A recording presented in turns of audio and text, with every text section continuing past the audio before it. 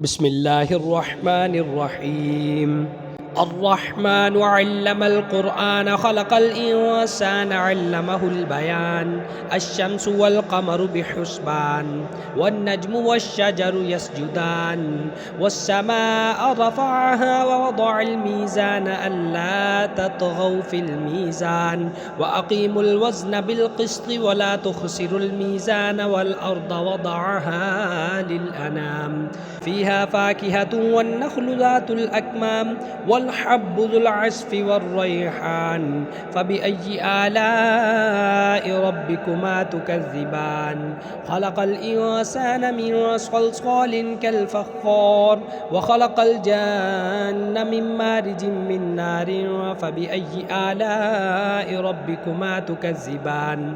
رب المشرقين ورب المغربين فبأي آلاء ربكما تكذبان مرج البحرين يلتقيان بينهما برزخ لا يبغيان فبأي آلاء ربكما تكذبان يخرج منهما اللؤلؤ والمرجان فبأي آلاء ربكما تكذبان وله الجوار المنشآت في البحر كالأعلام فبأي آلاء ربكما تكذبان كل من عليها فان ويبقى وجه ربك ذو الجلال والإكرام فبأي آلاء ربكما تكذبان يسأله من في السماوات والأرض كل يوم هو في شأن فبأي آلاء ربكما تكذبان سنفرغ لكم أيها الثقلان فبأي آلاء ربكما تكذبان يا معشر الجن والإنس إن استطعتم أن تنفذوا من أقطار السماوات والأرض فانفذوا لا تنفذون إلا بسلطان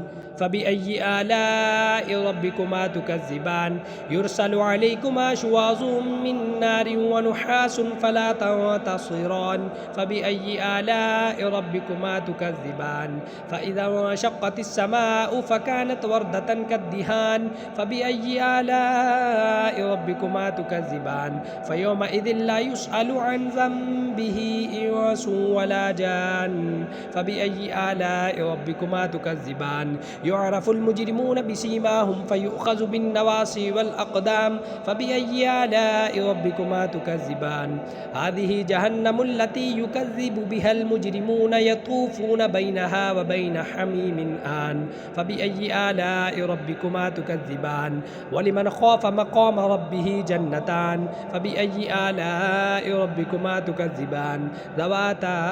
أفنان فبأي آلاء ربكما تكذبان فيهما عينان تجريان فبأي آلاء ربكما تكذبان فيهما من كل فاكهة زوجان فبأي آلاء ربكما تكذبان متكئين على فرش بطائنها من استبرق وجنى الجنتين دان فبأي آلاء ربكما تكذبان فيهن قاصرات الطرف لم يطمثهن إنس قبلهم ولا جان فبأي آلاء ربكما تكذبان كأنهن الياقوت والمرجان فبأي آلاء ربكما تكذبان هل جزاء الإحسان إلا الإحسان فبأي آلاء ربكما تكذبان ومن دونهما جنتان فبأي آلاء ربكما تكذبان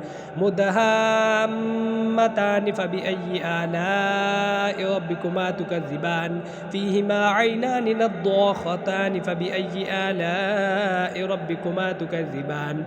فيهما فاكهة ونخل ورمان فبأي آلاء ربكما تكذبان فيهن خيرات حسان فبأي آلاء ربكما تكذبان حور مقصورات في الخيام فبأي آلاء ربكما تكذبان لم يطمثهن إنس قبلهم ولا جان فبأي آلاء ربكما تكذبان متكئين على رفرف خضر وعبقري حسان فبأي آلاء ربكما تكذبان تبارك اسم ربك ذي الجلال والإكرام صدق الله العظيم.